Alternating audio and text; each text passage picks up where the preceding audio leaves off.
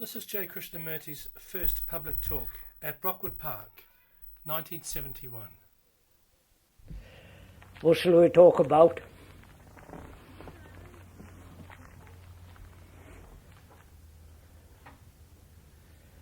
About? Children.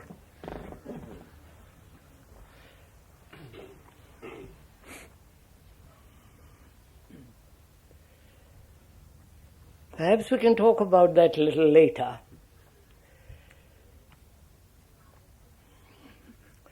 But what would be, I think, worthwhile is talk over together this whole spreading and becoming worse and worse, this question of violence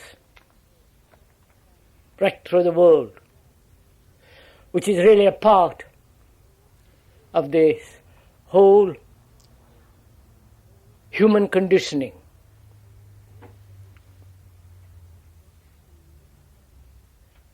And whether man can ever be free, not only of the superficial environmental, economic, social conditioning and with their particular culture, but also much deeper conditioning, which is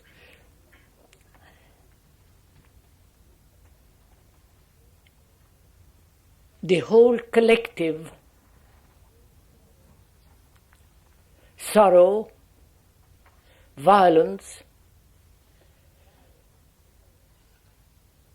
and the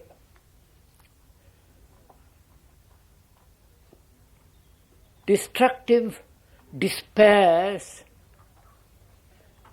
and their activity, which most of us are, I think, unconscious.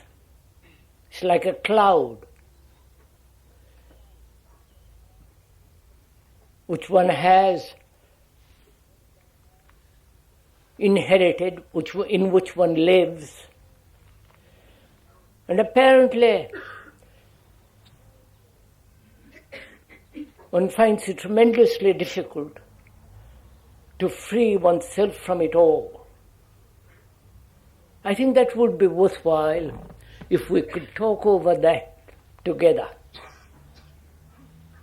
Shall we? Would that interest you?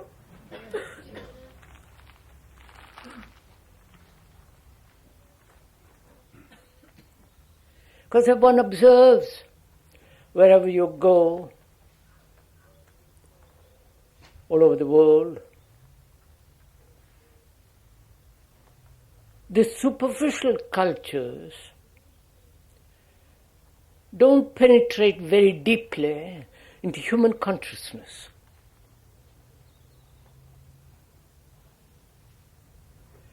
But the deep roots of the great clouds of sorrow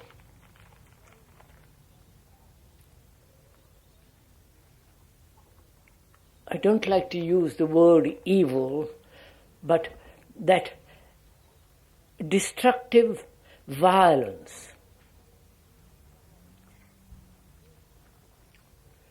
the great deal of antagonisms, mischief, misery, conflict, it seems to be so deeply rooted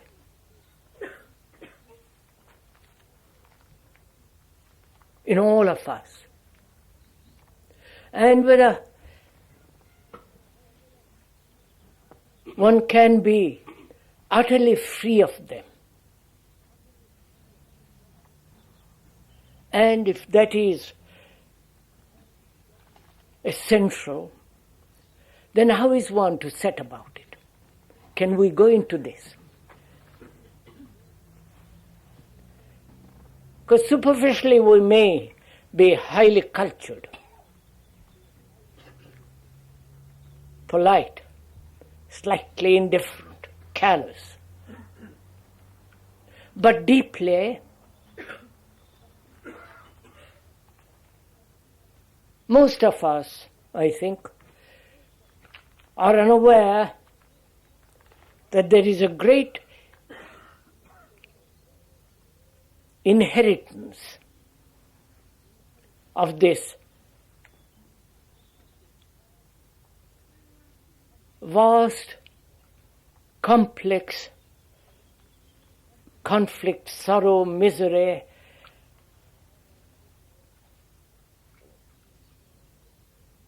and fear.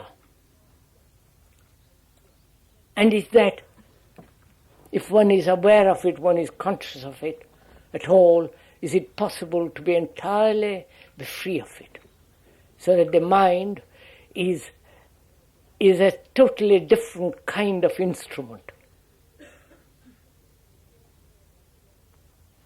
I do not know if you have thought about it at all, or have thought that the superficial conditioning is so important that one is always struggling against it. And if one has been through it and put it away, then there are all these deep layers, unconscious for the most part. And how is one to become aware of those, and whether it is at all possible to completely be rid of them?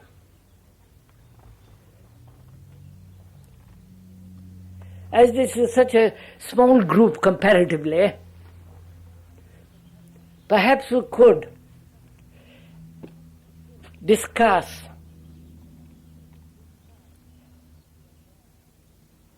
how to be aware of these terrible things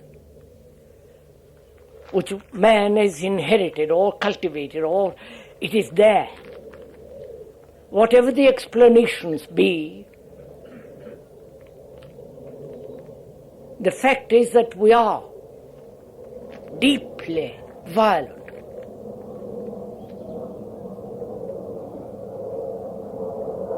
That we are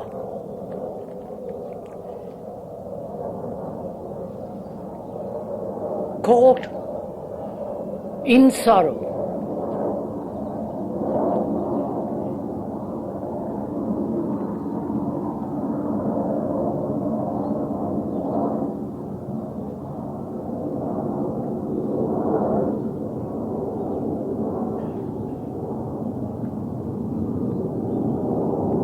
And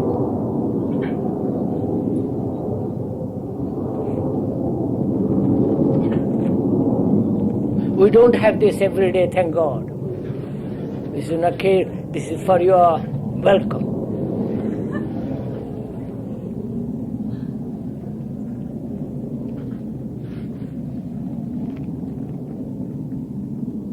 And there is this cloud of fear.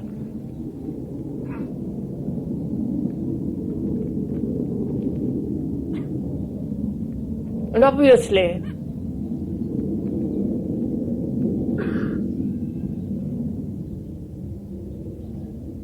they bring about in action a great deal of mischief, confusion. I think that's fairly obvious. And how is one to be aware of all this? And is it possible to go beyond all that?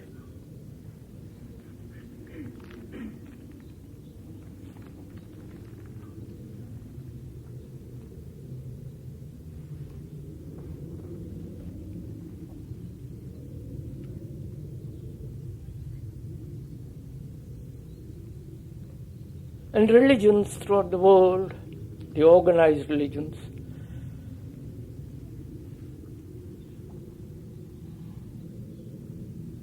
have forced man, not forced, but have implied that they lay down certain sanctions, certain rules, certain disciplines, certain attitudes and beliefs. And those have not, obviously, resolved the human suffering, human fears, and deep-rooted anxieties, guilt, and all the rest of it. So we can brush all that aside. All the religious beliefs and hopes and fears, completely set aside all that. And the more you think about it, the more one is aware of what is taking place in the world and the nature of the religious organizations with their heads and gurus and teachers and saviors and all their mythology. It becomes too childish and immature.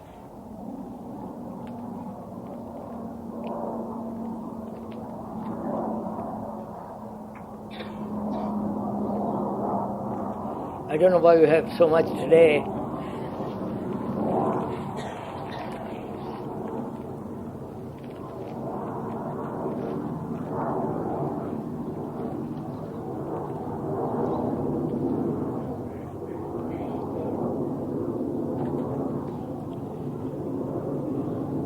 Now, if one has set aside all that, because one has understood it, one saw the futility of it, the falseness of it, and be free of all that, then certain facts remain, like sorrow, violence, fear, and the great anxiety, uncertainty. Those remain. Now, how is one, if I am aware of all that, conscious of it, how am I to be free of all that? So that I have a different kind of brain, different kind of action, different kind of attitude towards life, a different way of living.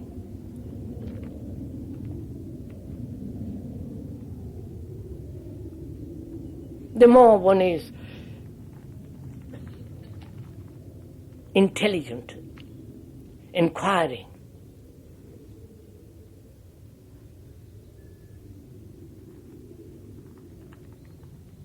and intellectually aware of all this,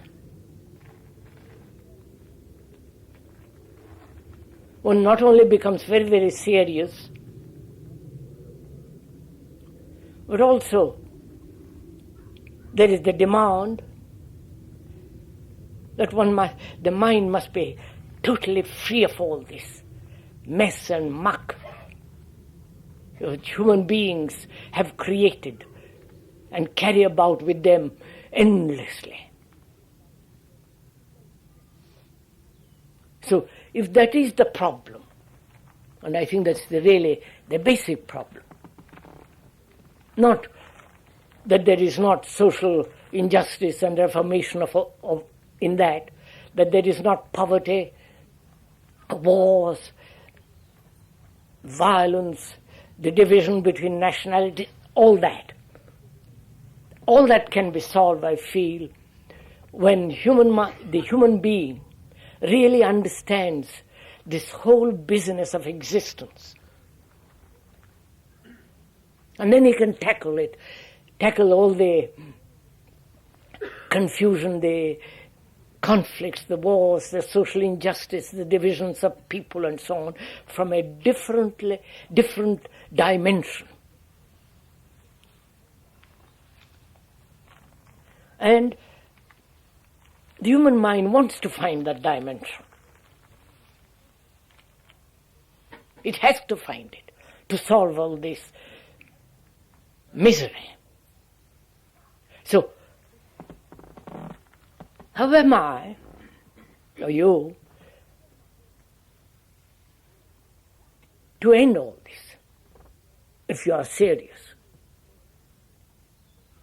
Not playing with words, not speculating, not indulging in theoretical suppositions and ideas and hypotheses,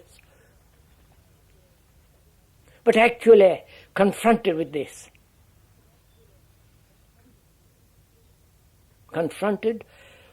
human suffering, not only yours, but human suffering.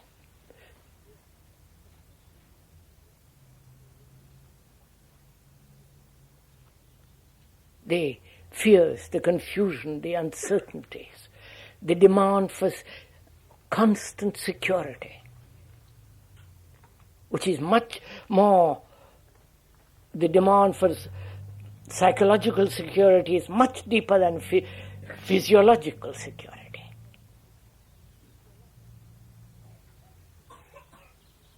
And because we want psychological securities, that we give all our thought and our hopes to some teacher, to some savior, to some belief, to some outside.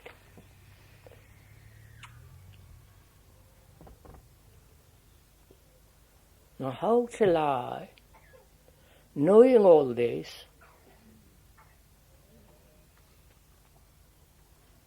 understand and be free of this constant struggle, effort, misery? All right, shall we go into that? Shall we discuss it, talk it over together? That means share together.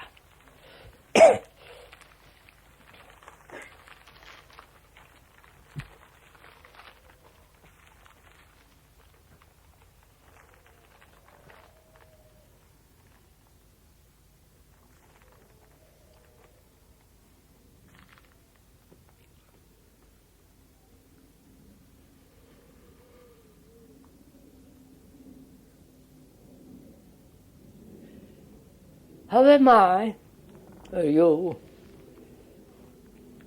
to be aware of them?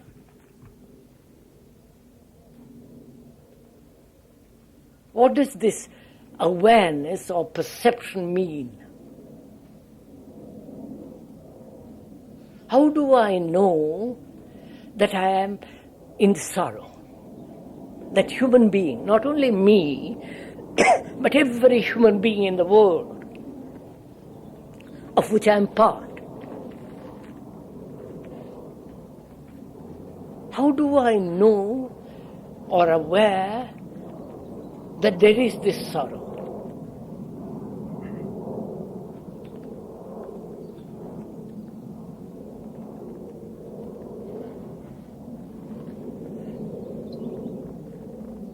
Is it a verbal recognition,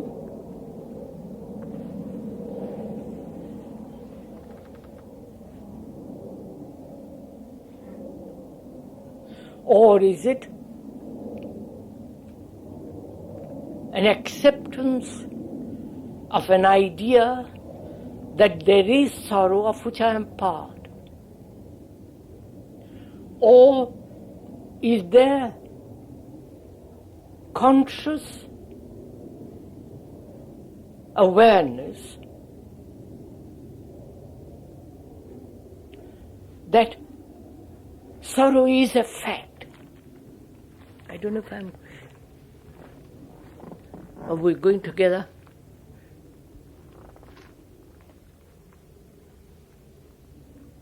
When I say to myself, there is a tremendous sorrow in the world of which I am part, because I am the world, and the world is me. That's a fact. It's not an idea, it is not a sentiment. It's not an emotional assertion, but it's an absolute fact that I am the world and the world is me. Because I have made this world. You have made it. We are responsible for it. All my thoughts, my activities, my fears, my hopes, the rest, are the hopes and fears of you, of the world.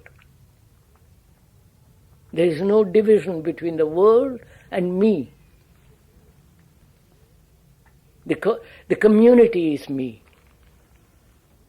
The culture is me, and I am that culture. So there is no division. I don't know if you see that and if you feel that.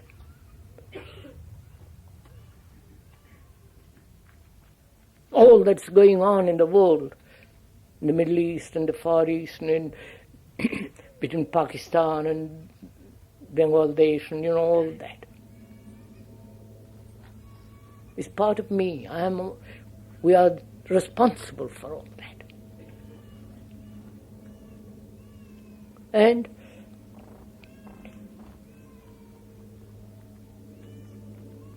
how am I, knowing I am the world, and there must be a radical revolution in the world, not throwing bombs, that leads nowhere, but a revolution in the very psyche itself, in the mind itself, so that one lives differently, thinks differently, acts totally in a different manner altogether. How am I, knowing I am the world and the world is me, how am I to free the mind that's responsible for all this?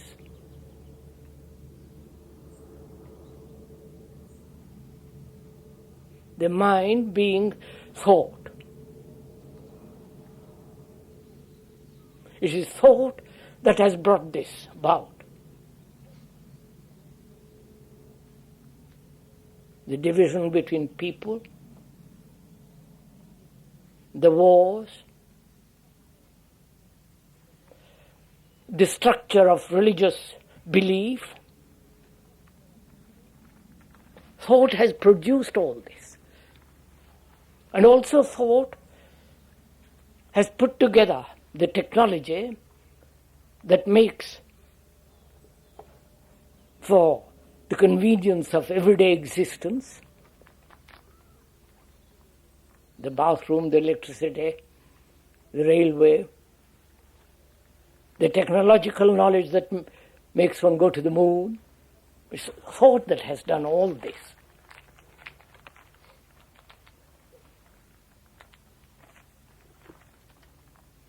Isn't it? Obviously. Thought which has gathered so much information, so much knowledge.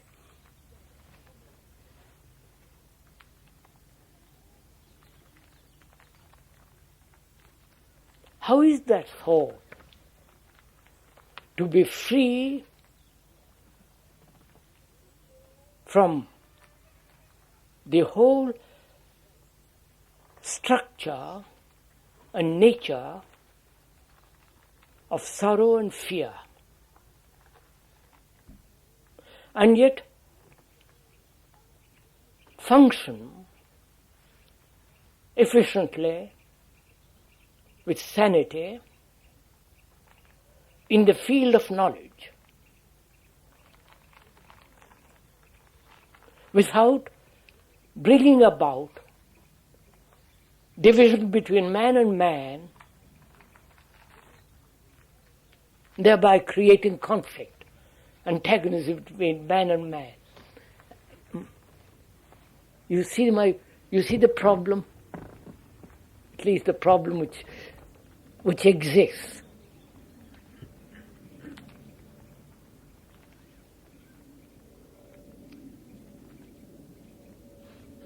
Isn't thought responsible for all this? Isn't thought responsible for your saviors, for your beliefs, for saying you are an Englishman, or a Dutchman, or a German, or a Russian? Isn't it thought that divides the Hindu again from the Muslim and all that's going on in the world, in the East? And the war in Vietnam is the result of thought, carefully planned. Thought is responsible for all this. Yes? Do you say thought is not responsible?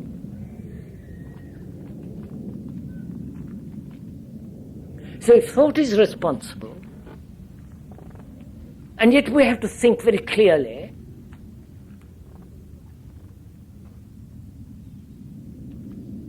how is then thought to prevent this division?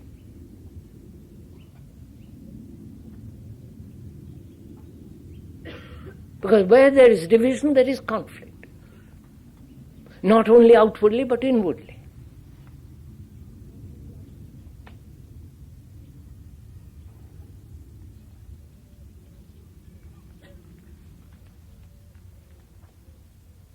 Am I making my problem clear?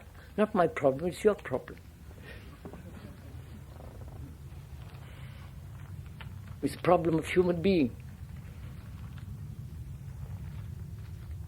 Because one sees what thought has done.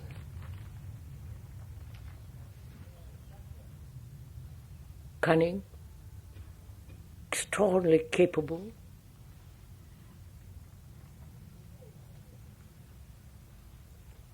how it has gathered technological knowledge which cannot possibly be put aside.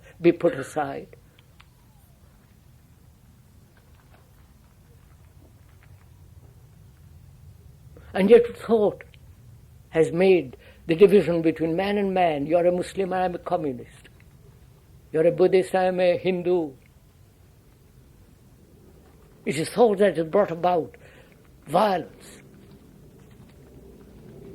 And thought is not love.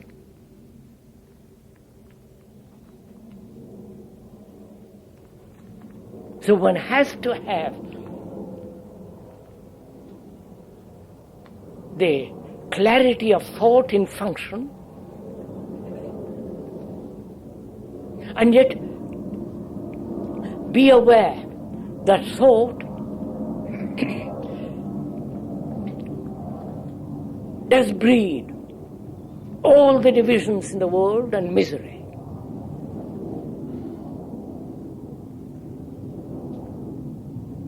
So how am I and you in this inquiry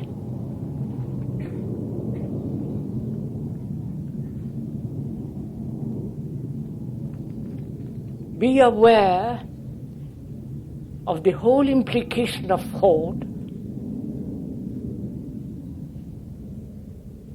which is the measurable, and also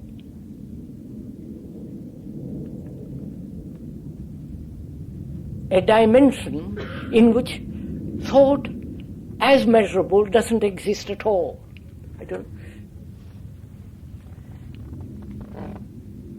Are we following each other? No? Huh? No?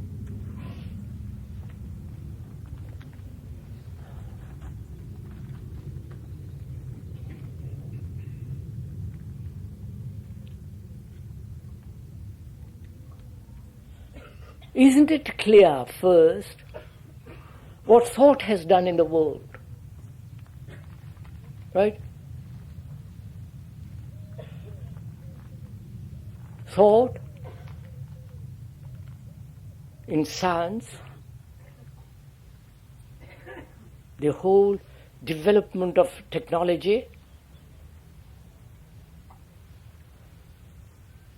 and what it has done in the world, both beneficial and destructive.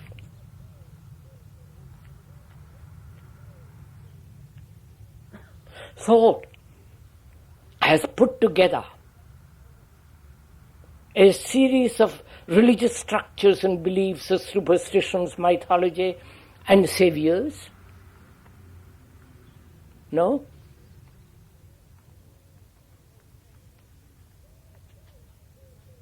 How thought has divided people in religious beliefs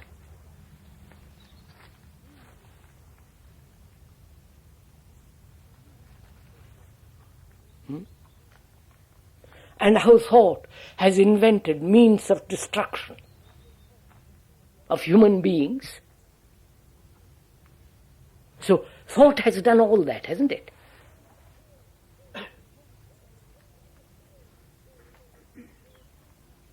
And thought must be exercised to function at all. Now, how is thought to function beautifully, efficiently, healthily, and not create division between people? When there is no fear or greed.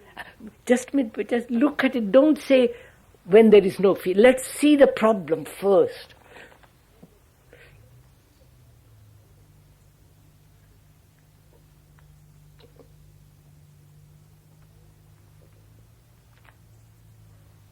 And thought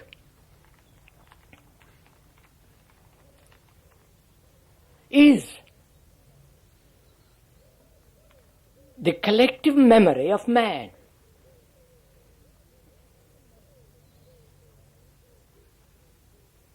The collective memory from which there is the response as thought, which is past. No? If you had no memory, you couldn't think. And thought is the past. It may project in the future, but it still has its root in the past, which from there it functions. We see that in operation. Then I say to myself, that is necessary. But why does thought divide people? As you as a Christian, Buddhist, violent, all the rest of it, and me something else. So can thought function happily, easily, effectively, and yet not create division between man and man? You see my point? It's not my point, please.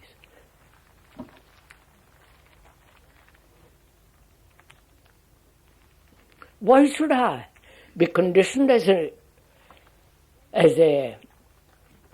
Muslim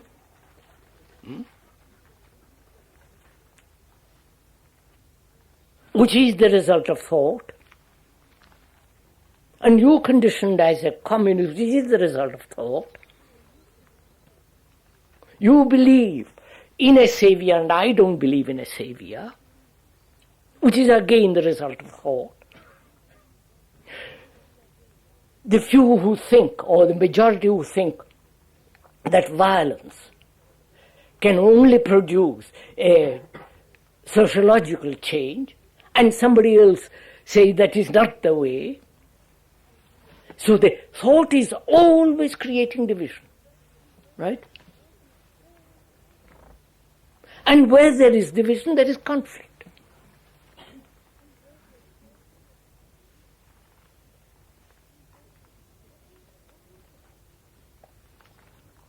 So, what is the function of thought? Right?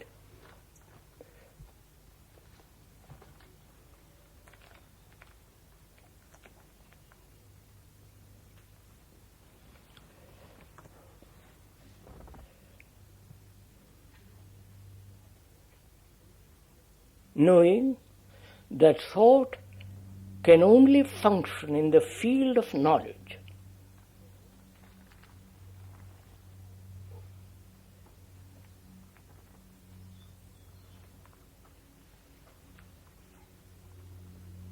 And can thought invent or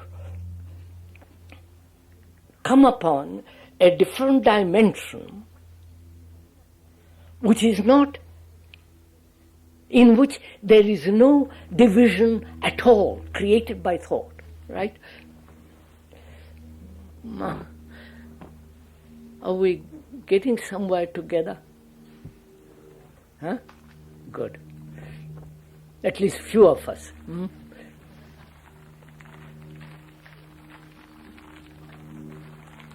We may be crazy, but let's get together.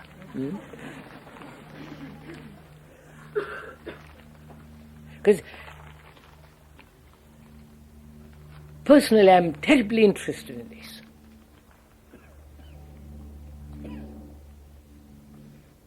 Because I've seen in India, in America, all over Europe, in Australia and other parts of the world, thought has created such marvelous things. And yet thought has brought about such misery, such confusion, enormous amount of sorrow. So seeing all that, I ask myself, what is the function of thought?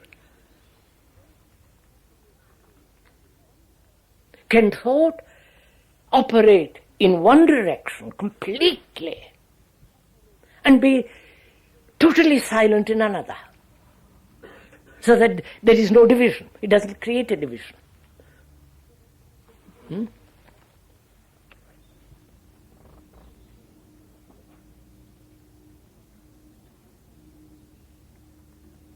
So after having put that question to myself, and I hope you're putting it to yourself,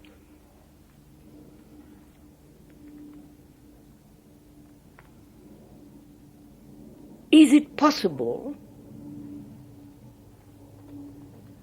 for thought to divide itself? You understand? For thought to say, I won't go beyond that. I will function, thought will function healthily, normally, in all the technological world, in the knowledge of action and daily existence, and not enter into that dimension in which there is no division at all. Is that possible for thought to separate itself like that? Or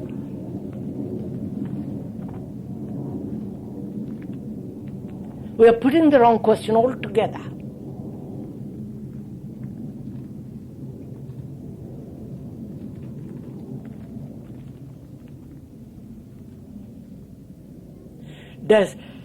Can thought see its own limitations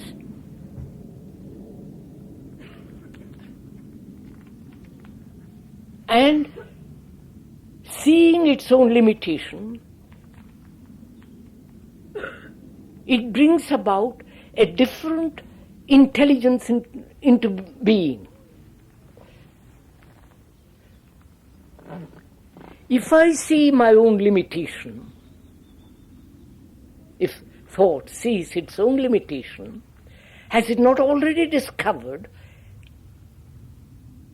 not thought, is there not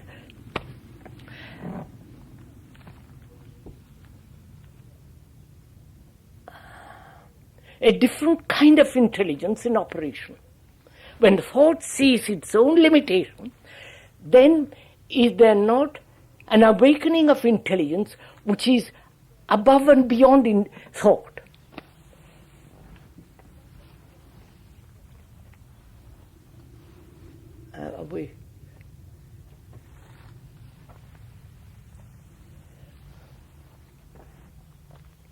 Got it, sir?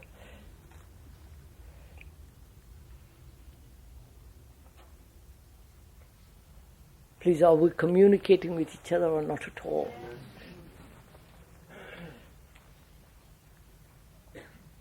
No, communication means sharing, not acceptance. When thought is seeing itself, that must not be thinking.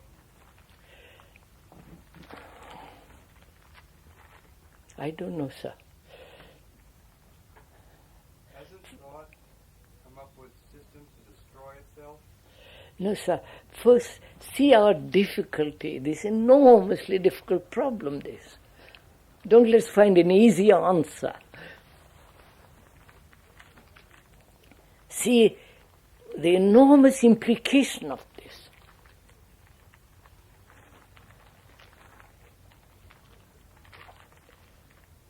Man has lived by thought.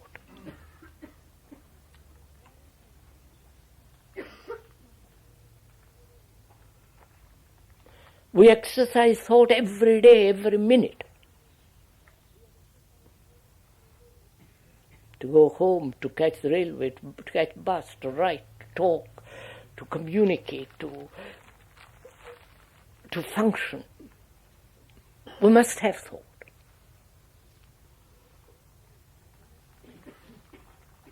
And if you have no thought, there is no action. You can't live. You can't destroy thought. To destroy thought implies a thought which is superior and says, I must destroy my lower thought. It's all within the field of thought, thinking.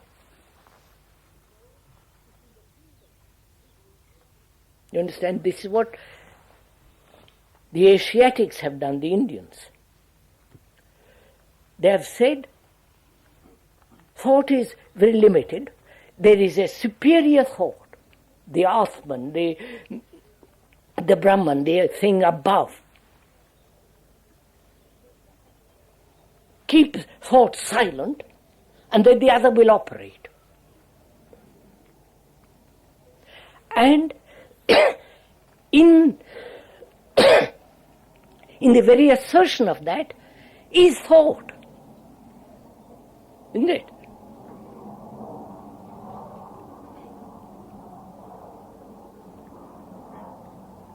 Here you say the soul. It is still part of thought.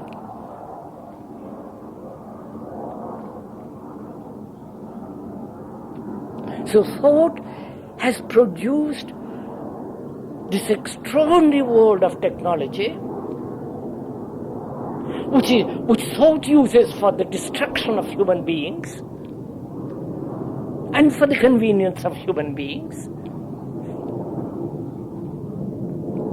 It is thought that has invented the saviors, the myths, the gods.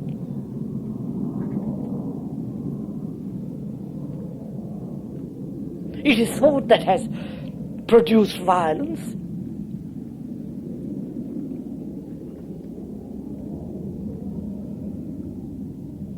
It is thought that it becomes jealous, anxious, fearful.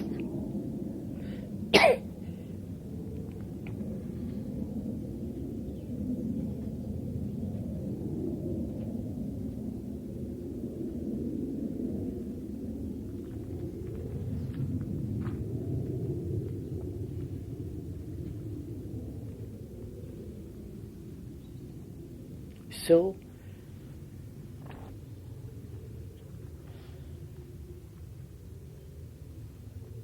is there a field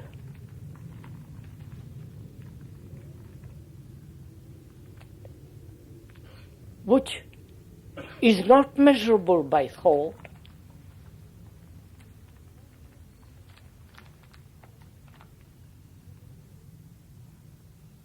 and can that field operate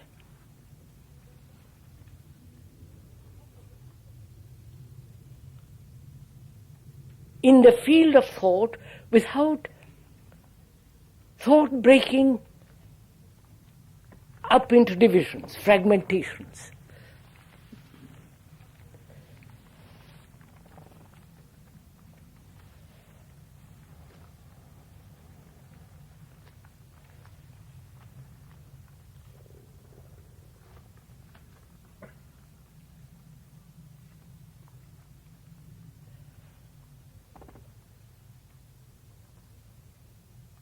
So you see, sirs, if thought is operating all the time, then the mind is functioning with the knowledge which is the past. Knowledge is the past.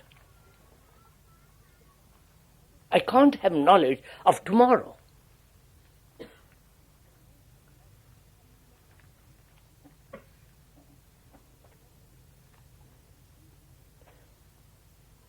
And knowledge is thought.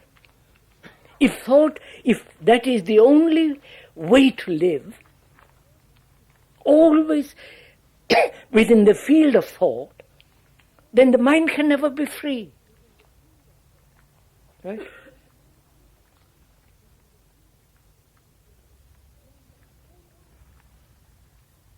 And so, man must always live in sorrow. Always have fear.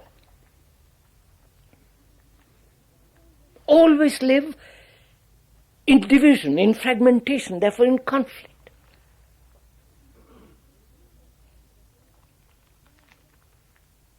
And realizing that, man has said there must be an outside agency, as God, who will help me to overcome all this fragmentation of thought. But that God, that Brahman, that Atman is still the invention of thought, or subtle forms of hope, which is again thought. Seeking security, not finding security in this world, invents or believes or projects an idea which it calls God, which is secure. Right? So I see this. So if thought is to be the only field in which human beings can live, then human beings are doomed.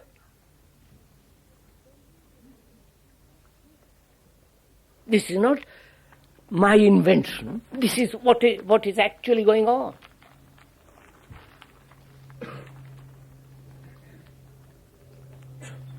Then I ask myself, is it possible for thought to operate where it is absolutely necessary, healthily, normally, objectively, efficiently, sanely, and be totally silent in every other direction? You understand?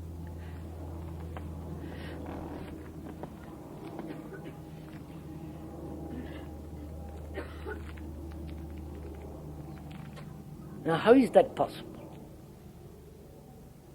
How is it possible for thought to function there where it is absolutely necessary, in the most clear, objective, non-confused way, and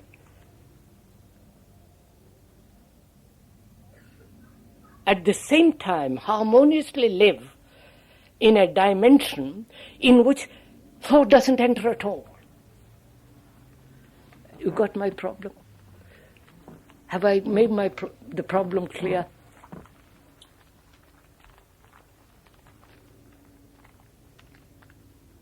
Because human mind demands freedom.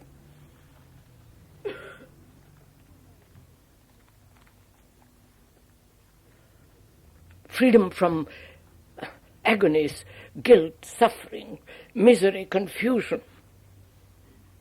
These endless wars and violence, it demands it. And thought cannot produce freedom. It can invent the idea of freedom. But that's not freedom.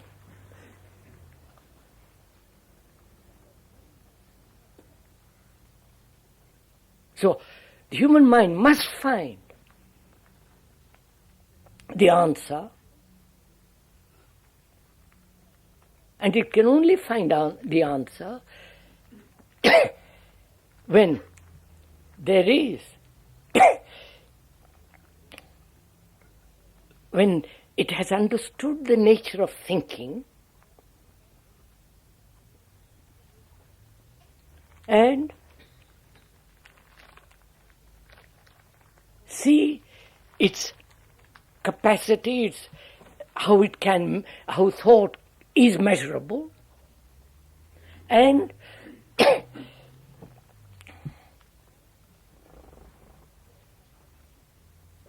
and find a freedom, a dimension, a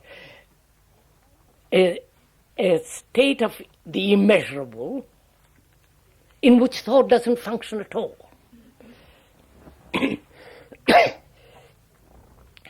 See, this is what's called meditation. People have done this. But again, their meditation is part of the furthering of thought. You understand? They say, I must sit quiet. There must be control, my thoughts must be controlled. Knowing the limitation of thought, they say, I must control it. I must discipline it. I must hold it in check. Don't let it wander. They have disciplined themselves tremendously. But they haven't got the other dimension. Because thought cannot enter into that at all.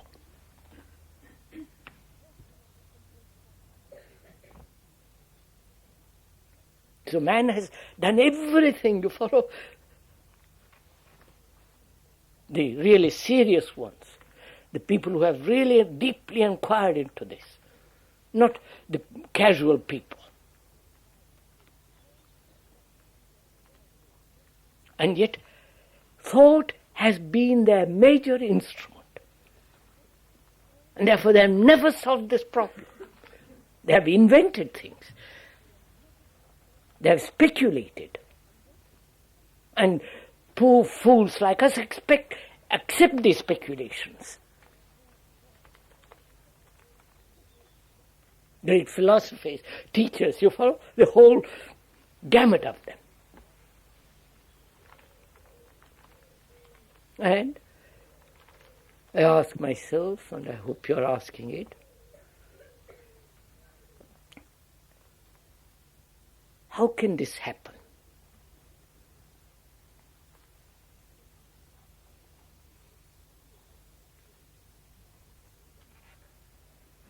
Obviously, there must be a different kind of meditation, a different kind of perception.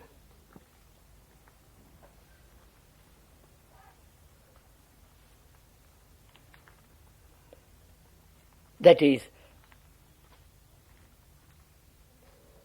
seeing and not evaluating.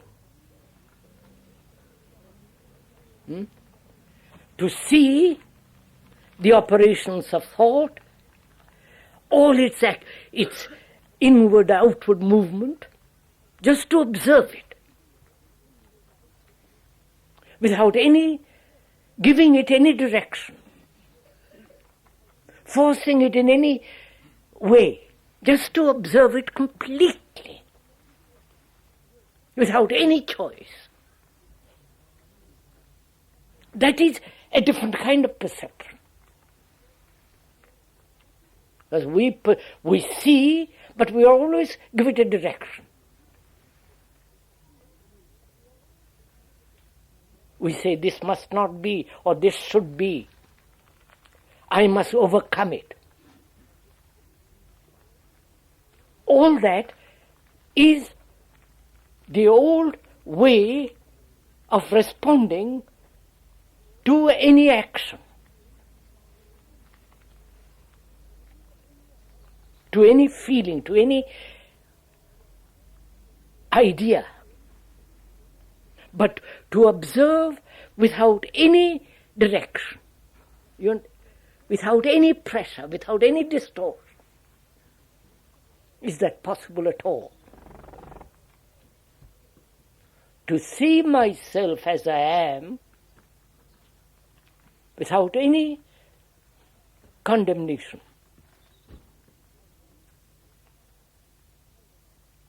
Saying, I'll keep this and I'll reject that. Can you do it?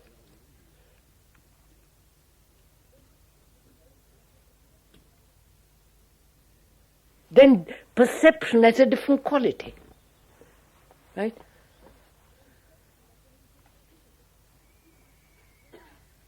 Then it becomes a living thing, not the repetitive pattern of the past. So, in the very act of listening, as we are doing now, in that very act of listening, you see the truth of it. That there is, to perceive really, there must be no directive or persuasion or compulsion. Just to observe. In that observation, you will see thought doesn't enter at all. You follow? Which means, in that perception, in that seeing, there is complete attention.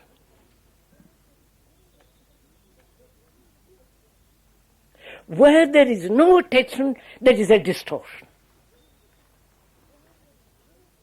Now, when you are listening to this, if you see the truth of it, that acts. I don't know, are we meeting each other now?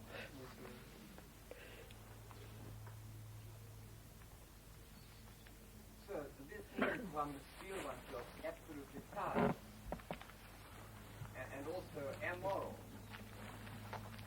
And thought always feels it knows its own power. So what?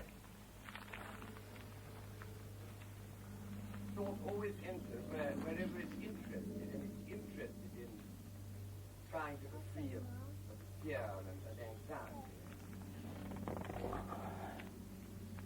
Are you saying, sir, that thought, but isn't fear the result of thought, result of anxiety? Thought has produced fear. No? Sometimes it comes unexpectedly. That may be, whether it's unexpected, but thought has produced fear. No?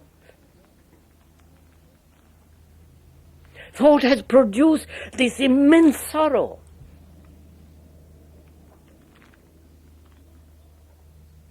When they shout, What about children's fears?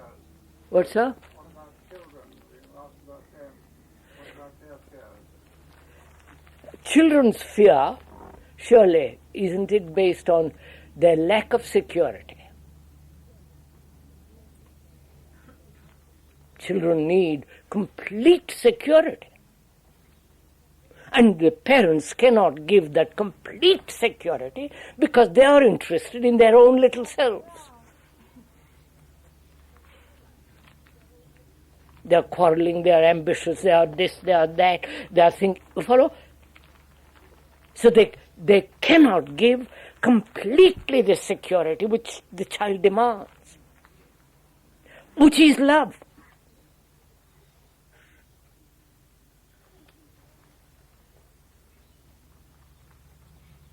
And so, we come back to the same question. thought has produced fear. There's no question about it. Thought has produced the aching loneliness in oneself. Thought has said, I must fulfill, I must be. I am little, I must be big. Thought has brought about this jealousy, this anxiety, this guilt. Thought is responsible for this. Thought is that. Thought is guilt. Not thought makes for guilt. Thought is guilt.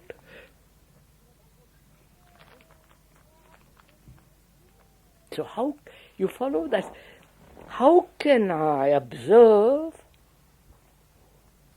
myself and the world of which I am part, observe without any interference of thought in that observation, and therefore out of that observation a different action?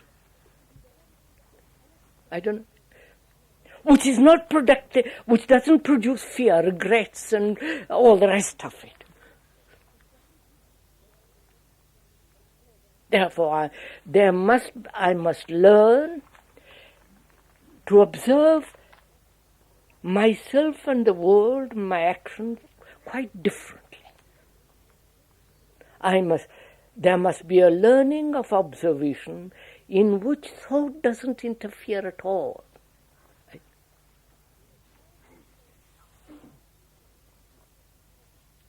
Because the moment thought interferes, it gives it a distortion. It gives it a bias. Perception is in the present. You can't perceive tomorrow. You perceive now.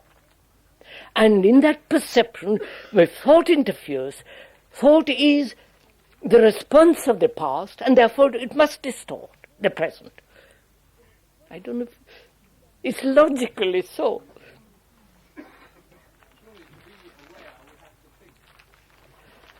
To be aware, we have to think. Wait, don't look at it. We have to think. What does awareness mean?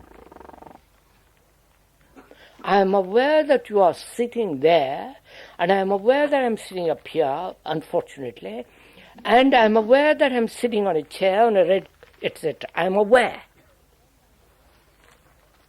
I perceive, I see. Then thought says that's red. Then thought says I'm a better person because I'm talking than that somebody who's sitting below. Thought gives me a prestige. You follow? If thought is doing all this, is that awareness? Or is it merely the continuous movement of thought? Can you separate perception from thought? Can you see anything at all? Can you see a tree? Wait, can you see a tree? Just go slowly, sir. Can you see a tree without the operation of thought? Isn't that it? Can you? Can't you? Can't you see a tree without the image of a tree? The image being the thought. Thought that says that's an oak. If you were blind and you came to see, And no, of course, no, I'm not, unfortunately, I'm not blind. But, so, do look at it, do consider it. To look at a tree, to observe a tree, what takes place? There is the space between the observer and the tree, right? There is distance. Then there is the knowledge of that tree by botanical knowledge, the knowledge of like and dislike of that tree. So I have the image of that tree. The image looks at that tree. And is there a perception without the image? The image is thought. Thought is the knowledge of that tree. So when there is a perception with the image, there is no direct perception of the tree. No.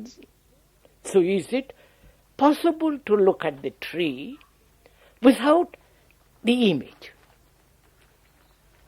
There, objectively, it is fairly simple. But it becomes much more complex when I look at myself without any image about myself. Is that possible? What is it that is looking? First, see, sir, we'll come to that. Go step by step. You don't, please do it as we are talking, you'll find out. That is, is there an observation of myself without any image about myself? Because I am full of my images. I am this, I am not that, I should be this, I should not be that, I must become, I must not be. You follow? Those are all images. And I am looking at myself with one of the images, not with the whole group of images.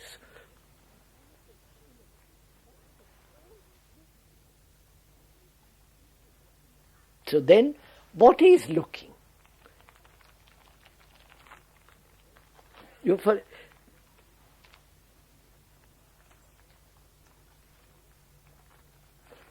What is then seeing if there is no image? You understand my question? If I have no images at all about myself, which is, which one has to go into very, very deeply if you want to, then what is there to see? Isn't it? There is absolutely nothing to see. And one is frightened of that. That is, then one is absolutely nothing. But one can't face that. Therefore we have these images about oneself.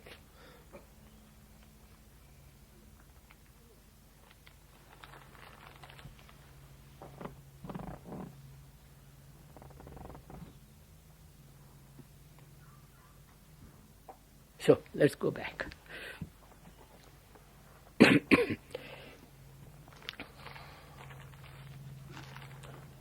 The human mind demands freedom. Absolutely. Even in Russia they are demanding freedom. And the powers that be are pushing them out. So, freedom is essential. Politically you demand it. But you don't demand freedom from all images. So, thought has created these images for various sociological, economic, cultural reasons, and more.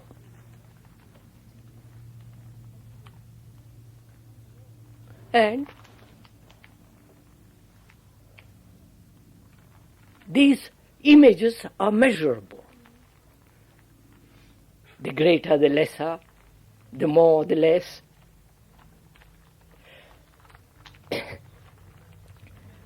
And one asks, can thought observe without distortion? Obviously it can't. When it observes, there is a distorting factor in thought. Because thought is the response of the past.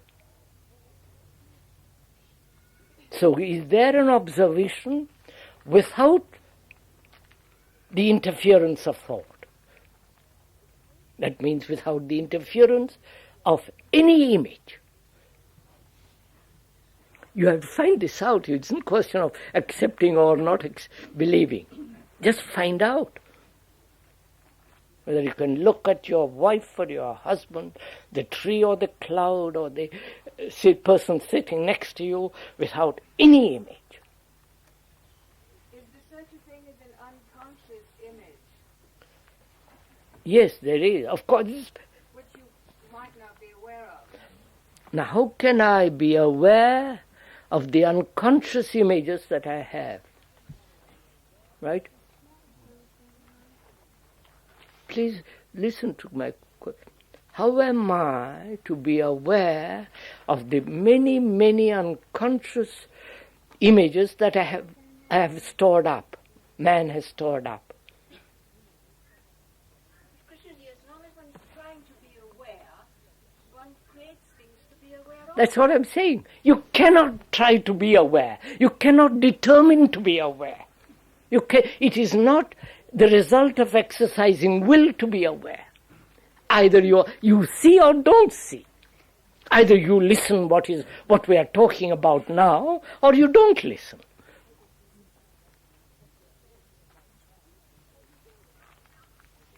But if you listen with your image, then of course you don't listen at all. So the question really is very interesting. How am I can understand the images that I have consciously. Conscious images, as a Hindu, this some silly nonsense. All the superficial images that I have, those are fairly simple and fairly clear. But the deep, hidden images that have such powerful influence on the whole way of life. How am I to be aware of these unconscious hidden images? How do you propose? Well, we find out, in fact, by how we behave. You find out how you behave. How we find out those Yeah. images come to light. Through our behavior.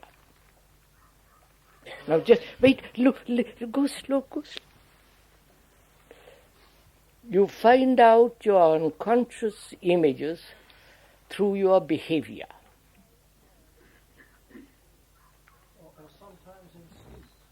Sometimes in sleep.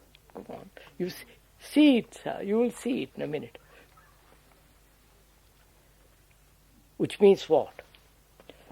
Through my behavior, I begin to discover my unconscious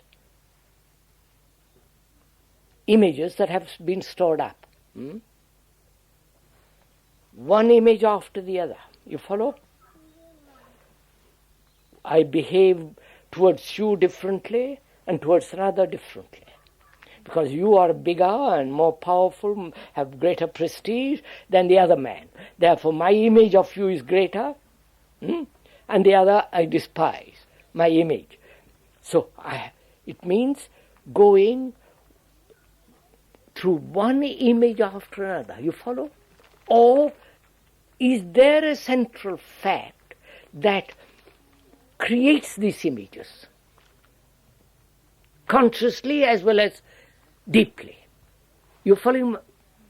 If I could find that out, then I don't have to go various image after image after image, or go through the discovery of the images through dreams. I don't know if you're following my...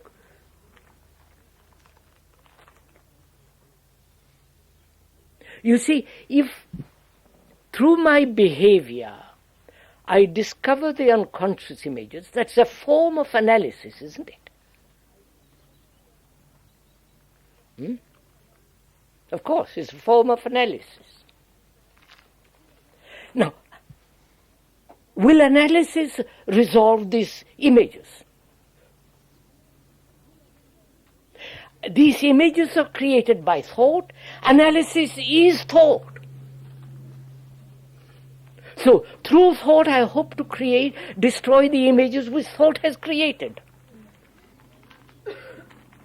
So I'm caught in the vicious circle.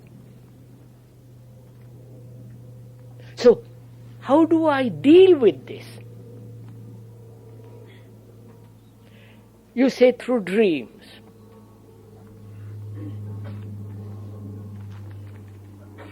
Or your images revealed through dreams? And what are dreams? Why should you dream at all? Isn't that another form of analysis? I don't know if you've...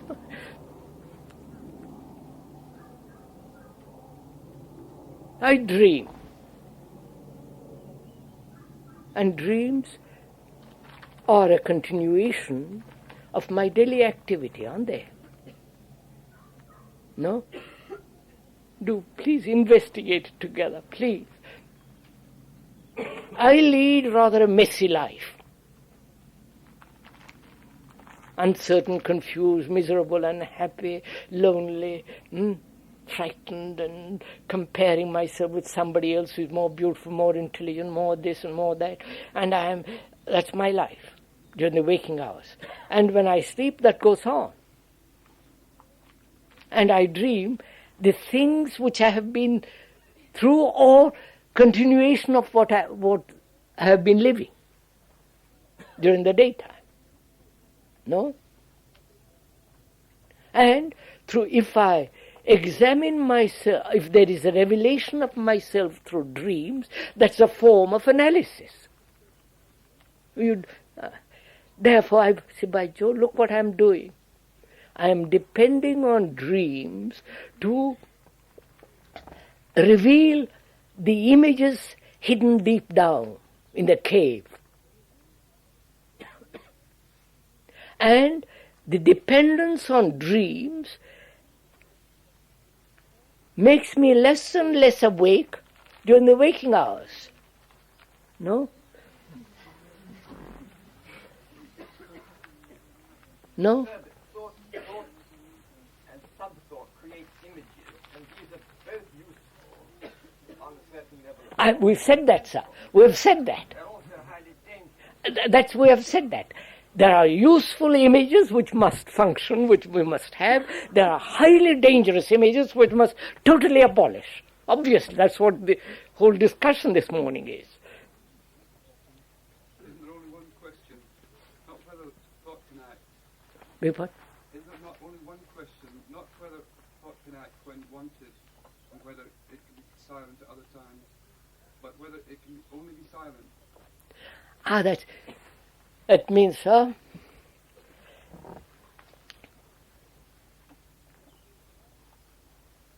how can the mind, can there be silence from which thought can operate?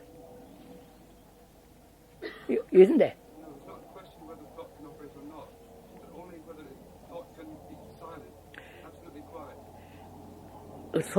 Can thought be completely quiet and function awaken when it is necessary? Isn't it? That question doesn't arise because that is a question of thought. I can't hear, sir, just a minute.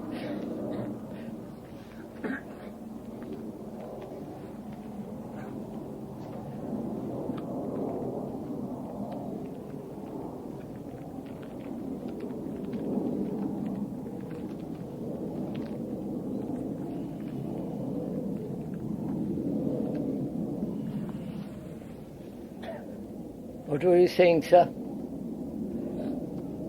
was inquiring at the necessity of asking whether or not thought could function at a certain time and not at another, but only whether thought could be absolutely silent. Then the other question may be answered. Then the other question would then be answered. Can thought be completely be silent?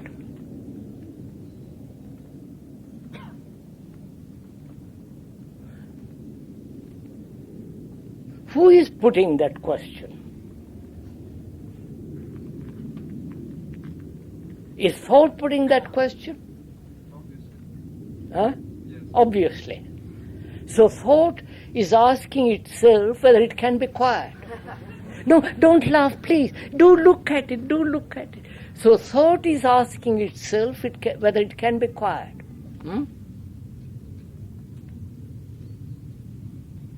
How will it find out?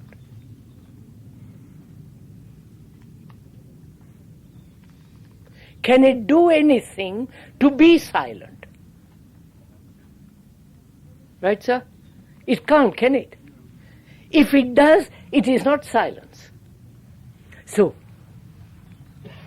can thought be quiet? Which means, can thought say to itself, I must be quiet? Then that's not quietness. Then what is quietness, which is not the product of thought? Right? Is there a silence which is not the result of thought? Which means, can thought come to an end by itself without asking to come to an end? Isn't that what it means? Doesn't that imply when you listen to something, when you see clearly, when you are completely attentive, in that attention there is silence, isn't there?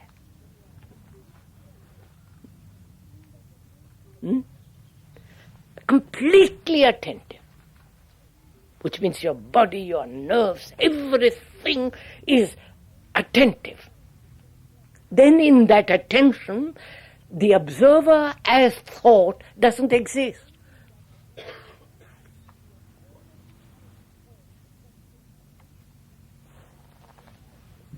find this only happens in moments of great danger. That only happens in moments of great danger. You mean, say, when there is a crisis. Must one live in crises all the time?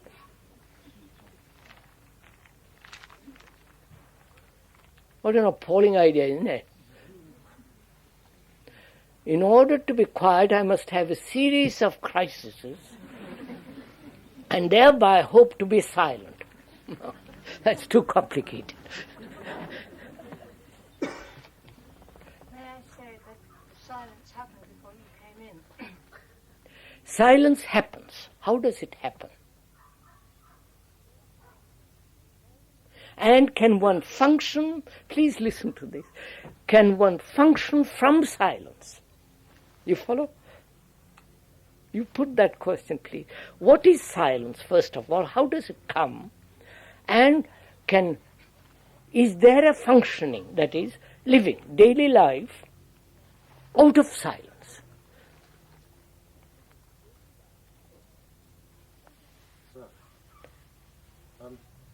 There's awareness of sense phenomena, and being that sense phenomena, which is everything one is aware of, is changing all the time, and yet the awareness is always there. There must be an awareness which is completely free from Sir, I can't assert anything that there is an awareness all the time. I don't know, you don't know. What it seems to be, it's just that if everything changes all the time. I must find, sir, we only know one thing, that thought is perpetually in operation. And when thought is in operation, there is no silence. There is no awareness, as we discussed, as we pointed out. Awareness or perception implies a state of seeing in which there is no image whatsoever.